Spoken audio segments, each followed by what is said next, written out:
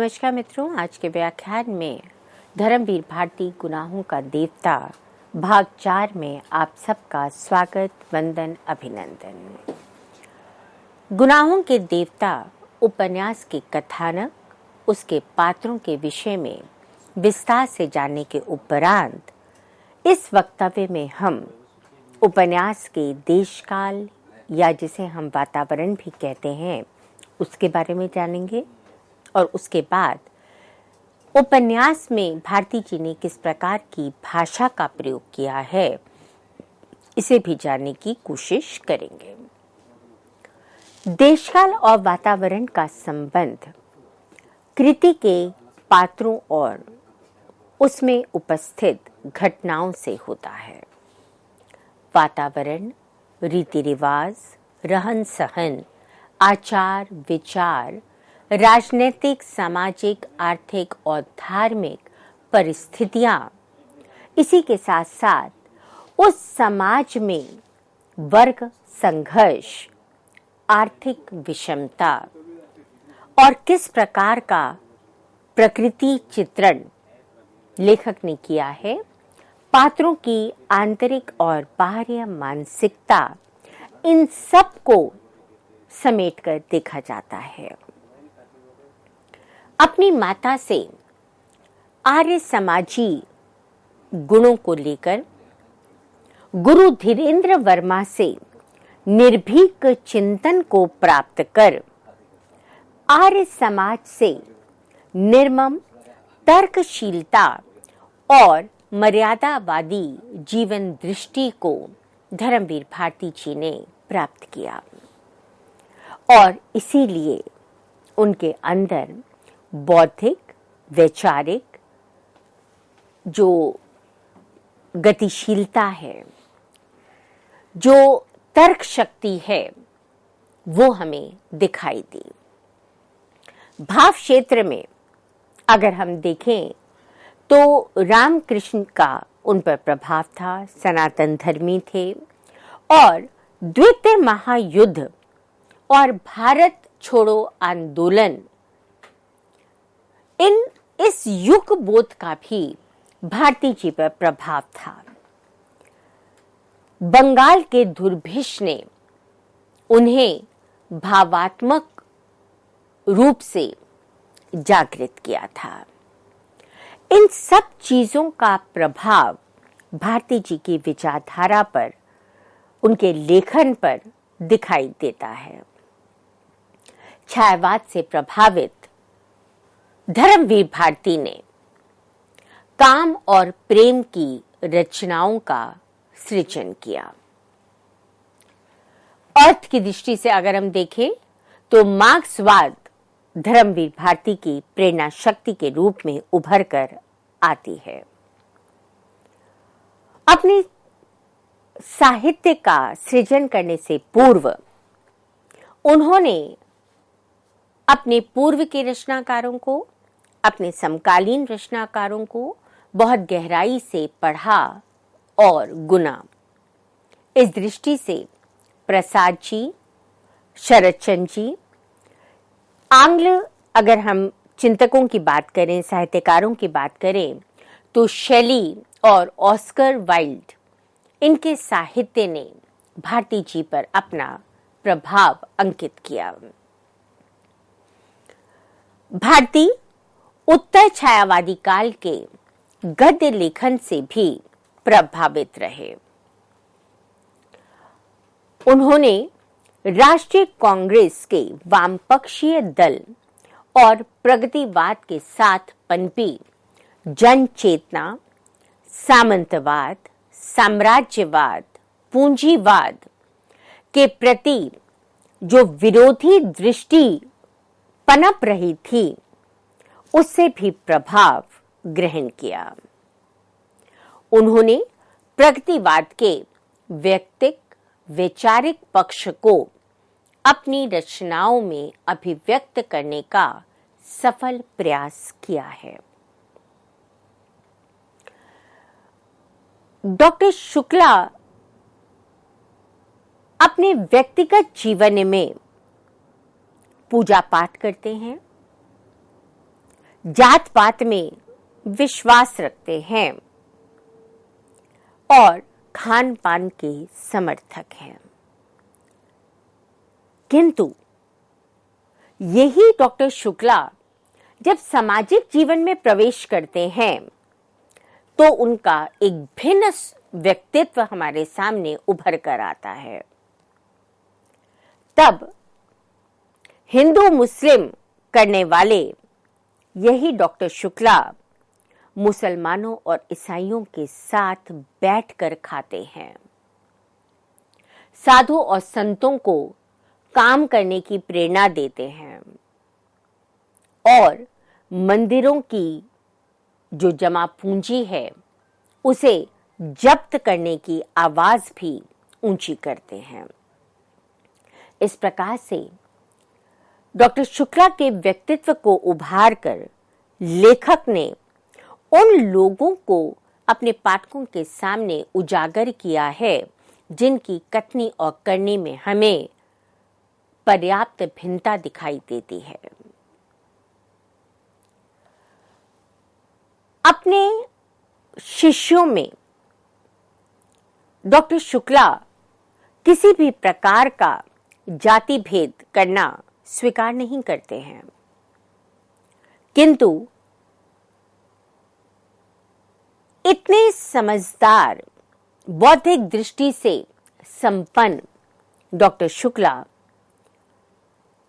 चंदर से अपनी पुत्री सुधा का विवाह नहीं करना चाहते क्योंकि चंदर उनकी जाति का नहीं है। ऐसा कैसे हो सकता है कि चंदर और सुधा उन्हीं की दृष्टि के सामने पलकर बड़े हो रहे हैं और उनकी भावनाओं से डॉक्टर शुक्ला अपरिचित रहे, किंतु वो जानते बूझते चुप्पी साध लेते हैं। नारी जीवन के, नारी शिक्षा के समर्थक हैं और उसके प्रति होने वाले अत्याचारों का विरोध भी करते हैं। विवाह उपरांत सुधा की रुग्णावस्था से विचलित होते हैं, किंतु कैलाश से सुधा का विवाह इसलिए करते हैं क्योंकि कैलाश उनकी दृष्टि में उच्च कुल का है। ये सभी चीजें उनके सामाजिक आदर्शों को हमारे सामने लेकर आती हैं कि कहां वो अपने लिए एक अलग विचारों को वहन कर रहे हैं और कहा जब समाज के सामने आते हैं तो उनकी विचारधारा एकदम बदली हुई आती है। अपनी भांजी विनती का पुनर्विवाह दूसरी जाति के व्यक्ति के साथ करने की भी वो इच्छा रख लेते हैं। उनकी चिंतन धारा ने बदलते समय के साथ उपन्यास में करवट बदली है। वे एक स्थान पर प्रगतिवाद का पक्ष लेते हैं तो अन्यत्र उसका खंडन करते हुए दिखाई देते हैं। डॉक्टर शुक्ला मध्य वर्ग में अभिव्याप्त आर्थिक दुरावस्था, सामाजिक कुप्रथाएं, जीर्ण शीर्ण होती मान्यताओं, अंधविश्वासों के भुक्तभोगी हैं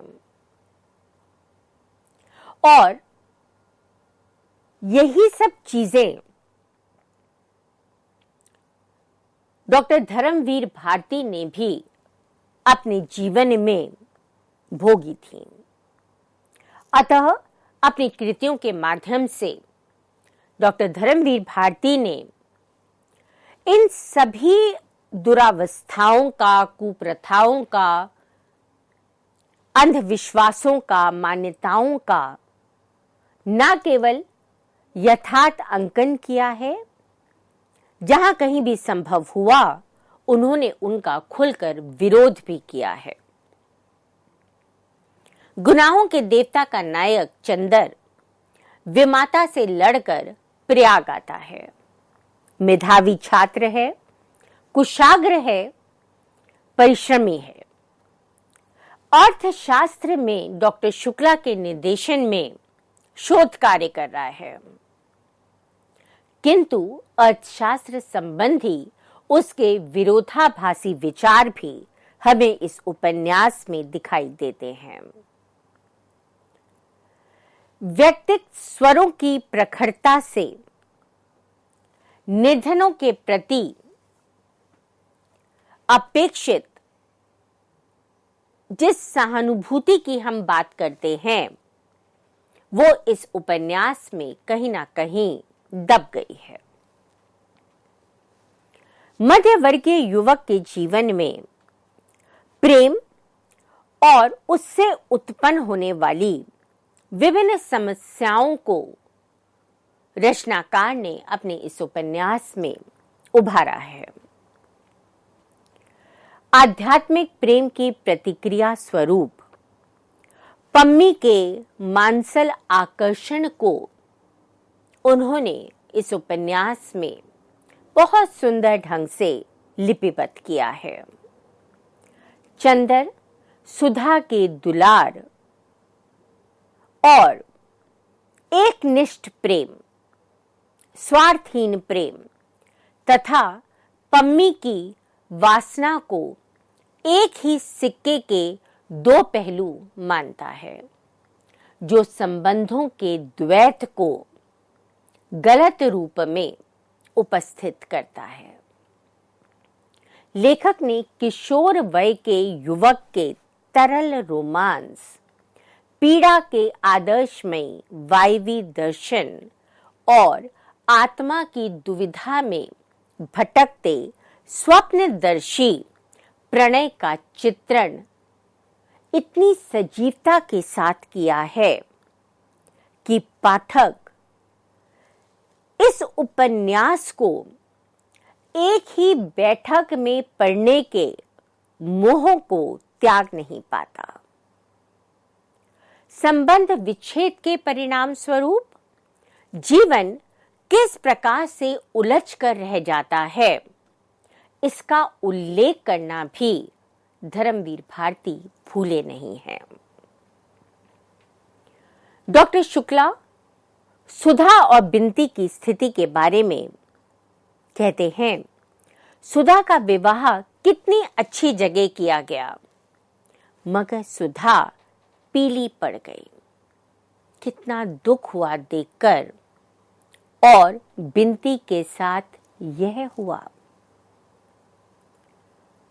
चाहे शुक्ला जी ने सुधा का विवाह अपनी इच्छानुसार संपन्न घराने के कैलाश के साथ कर दिया था, तथापि वो सुधा के हृदय में बसे हुए कैलाश को वहां से नहीं निकाल पाए। सुधा मृत्यु शैया पर पड़ी होने पर भी चंदर से आत्मिक प्रेम करती है और चाहती है कि अगले जन्म में ही क्यों ना हो, सुधा और चंदर का प्रेम फलीभूत जरूर हो। सुधा के विवाह के समय का एक चित्र आपके समक्ष रखना चाहूंगी, जो बहुत मार्मिक है।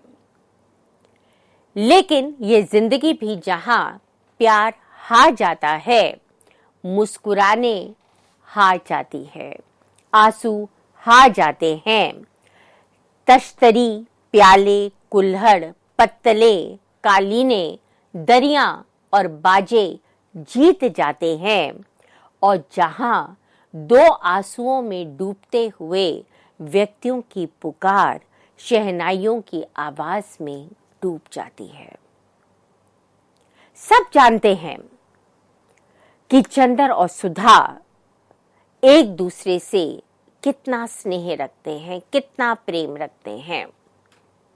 ना चंदर और सुधा अपनी भावनाओं को व्यक्त कर पाए, ना जो लोग उन्हें जानते थे वो उस प्रेम को समझ पाए, और डॉक्टर शुक्ला तो अपने स्वाभिमान की रक्षा करने के लिए उसका विवाह कैलाश से कर देते हैं। हमारे समाज में बेटियां आज भी पिता की इज्जत के लिए अपने प्रेम को न्यौछावर कर देती हैं। जीवन पर्यंत सुधा और चंदर एक दूसरे का प्रेम पाने के लिए तड़पते रहते हैं और शहनाइयों की आवाज गूंजते ही सबको ऐसा लगने लगता है मानो अब सब कुछ बदल जाएगा। पूरे उपन्यास में प्रयाग की क्रमहीन बुनावट, स्वच्छंद उन्मुक्तता, मलयजी सुबह, रेशमी उदास शामें उनके आकर्षण का केंद्र और कथानायक को प्रिय हैं, और इसीलिए इस उपन्यास का अगर हम पृष्ठभूमि देखें, वातावरण देखें, तो वो यही वातावरण है। भारती जी को लगता है कि इस शहर का निर्माता एक मनमौजी कलाकार है, और तभी उसने हर रंग के डोरों को, धागों को इसे बनाते हुए प्रयोग किया है। इस नगरी की एक अलग ही छटा है, अलग ही सुंदरता है। उपन्यास के प्रारंभ के 1.5 पृष्ठों में हमें इसी सौंदर्य के दर्शन होते हैं। इस उपन्यास में कार्तिक बसंत के बाद तथा होली के बीच के मौसम का और प्राकृतिक सौंदर्य का मनोहारी वर्णन धर्मवीर भारती जी ने बहुत सुंदर ढंग से किया है। छायावादी काव्यात्मकता से प्रभावित उनकी पंक्तियां उदाहरण स्वरूप दृष्टव्य हैं। वे लिखते हैं, बसंत के नए नए मौसमी फूलों के रंग से मुकाबला करने वाली हल्की सुनहरी बाल सूर्य की उंगलियां सुबह की राजकुमारी के गुलाबी बक्शों पर बिखरे और आदेशों को धीरे धीरे हटा दी जाती हैं, और क्षितिज पर सुनहरी तरुणाई बिखर पड़ती है। भाषा की दृष्टि से अगर हम देखें तो धर्मवीर भारती मूल रूप से कवि हैं, इसलिए उनकी भाषा में छायावादी मृदुलता और नई कविता की प्रांजलता के दर्शन हमें होते हैं। सुंदर, संतुलित, चातुर्य से समन्वित भाषा में गद्य काव्य सी सरलता, सरसता और भावुकता हमें दिखाई देती है। कहीं पर भी क्लिष्टता नहीं है, कहीं पर भी ऐसे शब्दों का प्रयोग भारती जी ने नहीं किया कि पाठक को रोककर कोश निकालना पड़े, उसे सोचने पर मजबूर होना पड़े कि भारती जी वस्तुतः क्या कहना चाहते हैं। तत्सम शब्दों के प्रयोग से भाषा में भारती जी ने एक गरिमा का संचार किया है। सृष्टि, क्षितिज, सद्य स्नाता, निर्निमेष, अभिसिंचित जैसे शब्द इसी प्रकार के हैं। तद्भव शब्दों को यदि हम देखें तो कसाव, पागकर, दोपहरिया और बहलावा शब्दों को उदाहरण स्वरूप लिया जा सकता है। भारती जी ने अपनी रचना में देशज शब्दों का भी यथास्थान खुलकर प्रयोग किया है। उदाहरण के लिए हम डोरा, बिलैया जैसे शब्दों को ले सकते हैं। भारती जी ने अपने गुनाहों के देवता उपन्यास में पात्रानुकूल भाषा का अवलंब लिया है। पात्र जिस वर्ग के हैं, जिस परिवेश के हैं, जिस आयु के हैं और जैसी उनकी शैक्षणिक योग्यता है, उसके अनुसार भाषा का प्रयोग किया गया है। महराजिन और बुआ की भाषा ग्रामीण सुवास से युक्त दिखाई देती है। बुआ के चरित्र की कर्कशता उनकी भाषा में भी परिलक्षित है। बिनती के होने वाले ससुर को गरियाने में भी वो संकोच का अनुभव नहीं करती हैं और ससुर द्वारा 5 का नोट बिनती के लिए दिए जाने पर तो उनका आक्रोश मानो भड़क उठता है। वो कहती हैं, ना गहना ना गुड़िया, ब्याह पक्का कर गई, कागज के टुकड़े से अपना आप तो सोना और रुपया और कपड़ा सब लीले को तैयार, और देत के दाई पेट पिराता है, जूता पिटौगा। अरे राम, चाही तो जमदूत ई लहास की बोटी बोटी करके राम जी के कुत्तन को खिलाई हूं। इस प्रकार से हम देखते हैं कि ग्रामीण परिवेश की बुआ अपने आक्रोश को व्यक्त करते हुए शहरी भाषा का प्रयोग नहीं कर रही हैं। वो उसी भाषा का प्रयोग कर रही हैं जो उनके गांव देहात में बोली जाती है। शुक्ला जी की सगी बहन होने पर भी उनकी भाषा और उनका स्वभाव अपने भाई से नितांत भिन्न है। महाराजिन की भाषा से उसके आत्मीय स्वभाव का पता चलता है। सुधा के चंदर को पत्र ना लिखने पर कोसने से वे उसे समझाती हैं, काहे बिटिया, काहे कोसते हो, कैसा चांद से तो हैं छोटे बाबू, और कैसा हंस के बातें करत हैं। बेचारा होटल में जाने कैसे रोटी खात हुई, उन्हें हियई बुलाए लेव तो अपने हाथ की खिलाए के 2 महीना मां मोटा कह दे। हमें तो से ज्यादा उसकी ममता लाकत है। ईसाई पम्मी और बर्टी की भाषा उनकी संस्कृति, उनके परिवेश के अनुरूप है। बर्टी कहता है, तुम बहाना बनाते हो और अगर मैं विश्वास नहीं करता तो तुम मारने की धमकी देते हो। अगर मैं कमजोर ना होता तो तुम्हें पीस कर खा जाता और तुम्हारी खोपड़ी कुचल कर फेंक देता, जैसे तुमने मेरे फूल फेंके होंगे। ये उस समय का वर्णन है जिस समय चंदर बर्टी की क्यारियों में घुस जाता है और उनके फूलों को देखने लगता है। पम्मी का लेडी नाटन की कविता का गायन भी इस उपन्यास में लिपिबद्ध है।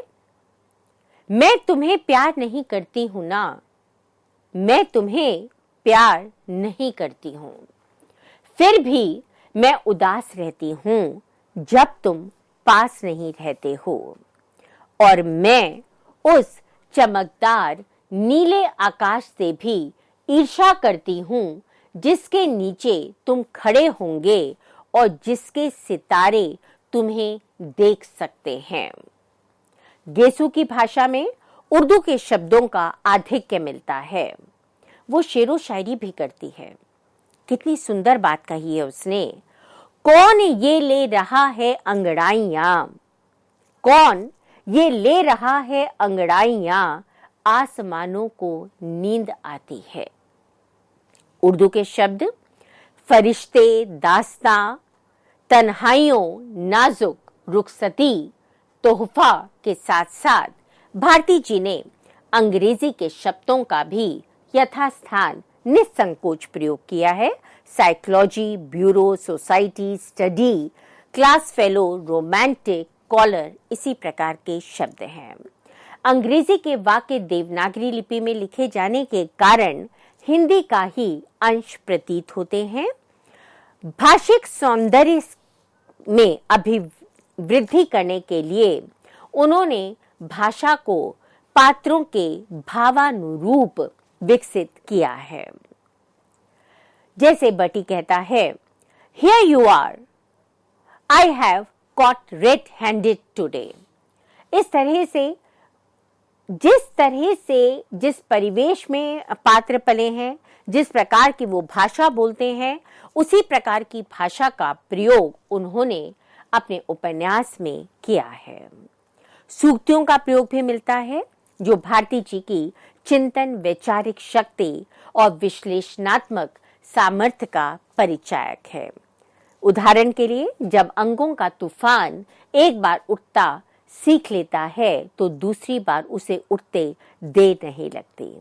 इस प्रकार से मित्रों, हमने देखा कि भारती जी ने अपने गुनाहों के देवता उपन्यास में न केवल एक समर्थ समृद्ध वातावरण की सृष्टि की है, उनकी ये रचना भाषा की दृष्टि से भी एक उत्कृष्ट कृति के रूप में अपने पाठकों के समक्ष लोकप्रिय है। धन्यवाद।